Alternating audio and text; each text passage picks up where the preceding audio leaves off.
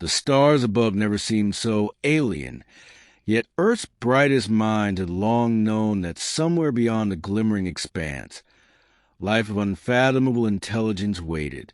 None had expected, however, that life to gaze upon humanity and make demands that would shake the very foundations of existence.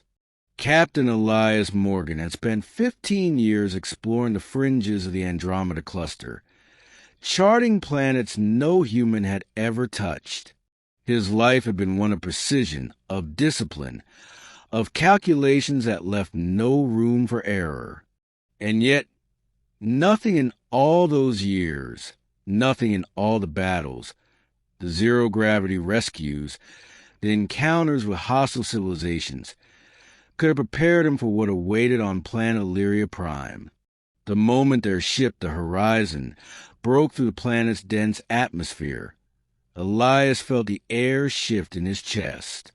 The sky was not blue, nor green, nor any color cataloged in human memory.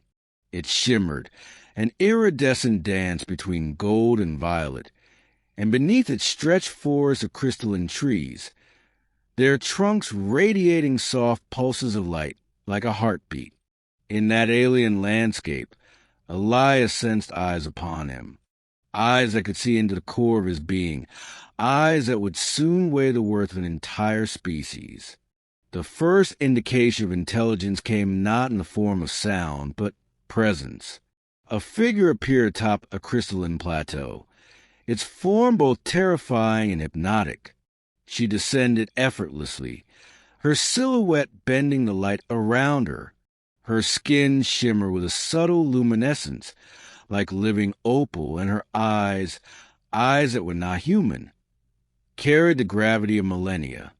She was regal, terrifyingly so, and yet Elias sensed something profoundly human beneath her otherworldly exterior. "I am Queen Cyril of the Illyrian race," she said. Her voice did not travel in the air.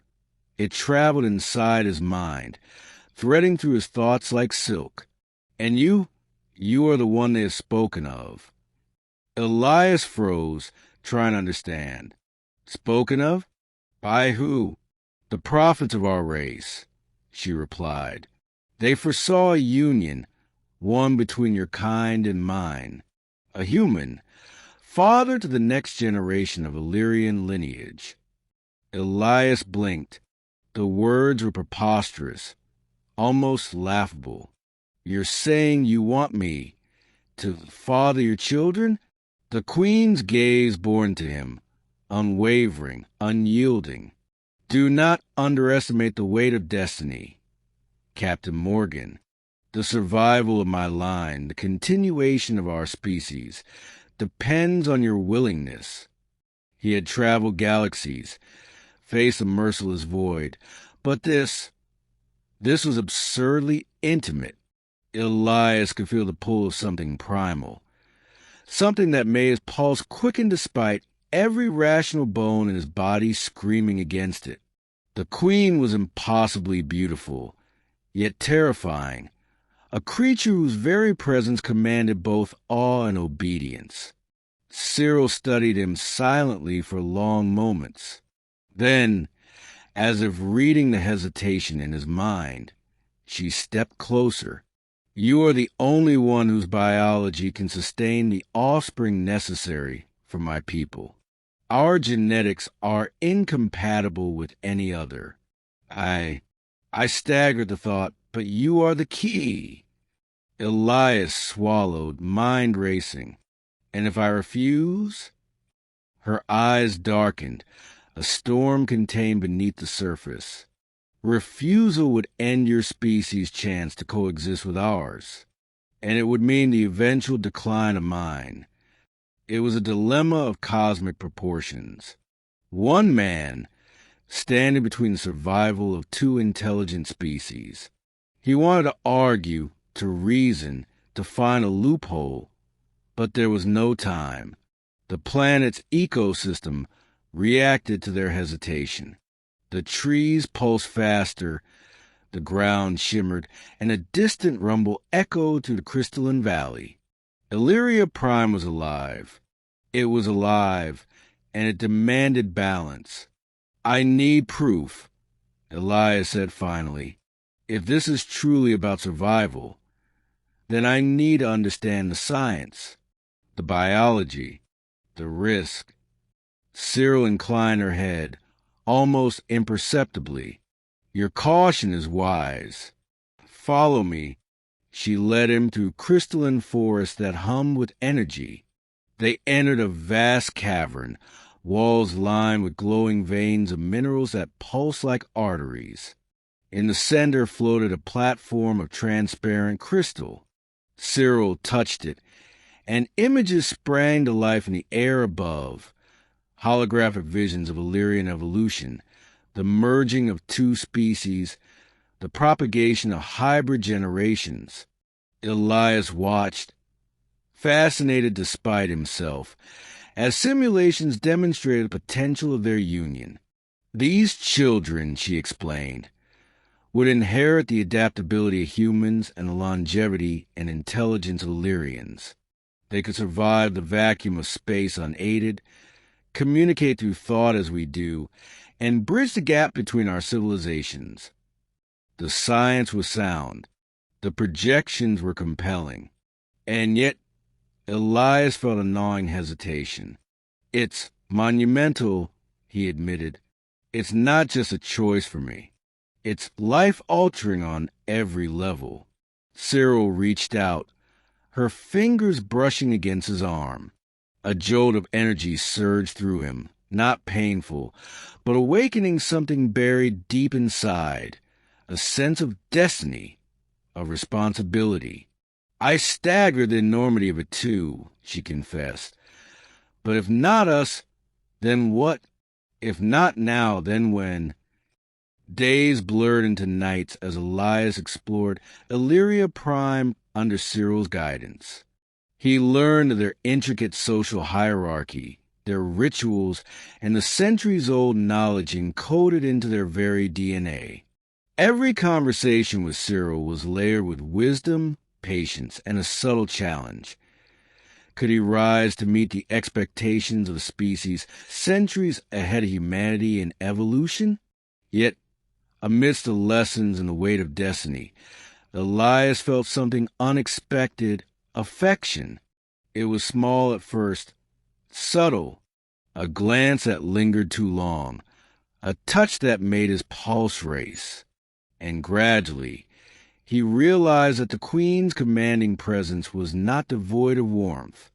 It was precise, measured, and deeply personal.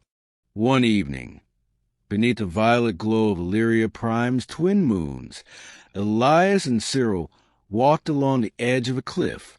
The wind carried a fragrance that was impossibly alien yet intoxicating. She turned to him, her eyes reflecting the twin moon's light. I have seen humans before, she said softly, but none like you, your spirit. It resonates with mine in ways I did not anticipate. It is unsettling, but not unwelcome. Elias laughed quietly, though it was laced with nervous tension. I think we're both dealing with unprecedented circumstances. Yes, she agreed. Yet circumstances do not absolve duty. Duty, the word pressed upon him like gravity. He had responsibilities on earth, a daughter he loved beyond reason, a life he could not simply abandon. And yet, before him stood a queen, the survival of the species, and the possibility of something beyond human comprehension. The choice came swiftly. During a ritual of bonding, where Illyrians shared thoughts, fears, and memories with one another, Cyril opened herself to him fully. Elias experienced the entirety of her consciousness, the triumphs of her people, their fears, the weight of centuries upon her shoulders, and her longing for a future that might never come unless a human, him, agreed to step forward. It was a psychic intimacy unlike anything he had ever encountered. He felt her awe, her hesitation, and ultimately her trust. In that moment, he understood. The decision was not about obligation alone. It was about connection, about the intertwining of two species at a fundamental level. "I will do it," he whispered. The words felt monumental, yet right. Cyril's expression softened, a rare vulnerability breaking through a regal exterior. "Then we begin." The process was meticulous, a combination of Illyrian biogenetics and human physiology. Over weeks, they worked together, experimenting, learning, adapting. Every success brought elation, every failure, frustration. Elias marveled at the precision of Illyrian science, the elegance with which they treated life, and the careful way they bridged the gap between two vastly different species. In the quiet moments, he and Cyril shared stories, laughed at human idioms that sounded absurd in telepathic translation, and marveled at the beauty of the other's perspective. The distance between their worlds shrank with every passing day. And then it happened, the culmination of months of preparation, the conception, an event that carried both the weight of survival and the spark of creation. Elias felt a profound sense of awe as he realized that life, new, unprecedented life, had begun within the Queen. The weeks that followed were tense, filled with monitoring and care. Illyrian scientists marveled at the hybrid embryo, its rapid development, and the way it harmonized two distinct genetic codes. Elias, for his part, found himself grappling with emotions he had never imagined. Pride, fear, wonder, and an unshakable connection to a being who was both alien and intimately tied to him. When the day came for the child to emerge, the entire Illyrian court gathered. The birthing chamber was a cathedral of crystalline light, resonating with energy that seemed almost sacred.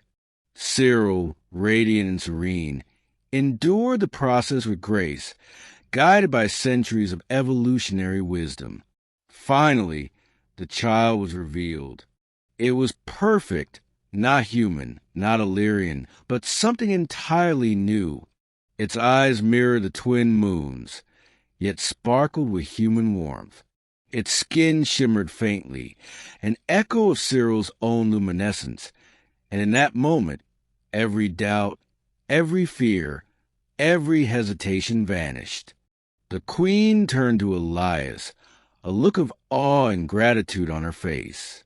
"You have given my people a future. You have given me hope." Elias knelt beside the child, overwhelmed by a surge of emotion he could not contain. Here was a new life, a bridge between two worlds, a testament to the courage and trust of both a human and an alien. Years passed. Elias returned to Earth periodically, always welcomed by Cyril's enduring presence. Together, they raised a generation that would redefine the boundaries of possibility. Humans and Illyrians learned from one another. Civilizations once separate now intertwined to the children of their extraordinary union. In the end, Elias realized that destiny was not a burden. It was an invitation to act, to love, and to create something far greater than oneself. And standing beside Queen Cyril, watching their child play beneath the light of an alien sun, he understood the truth of the prophecy, that even across galaxies, life could find a way to connect, to endure, and to transcend the limitations of its own origin. The stars above were no longer alien. They were home,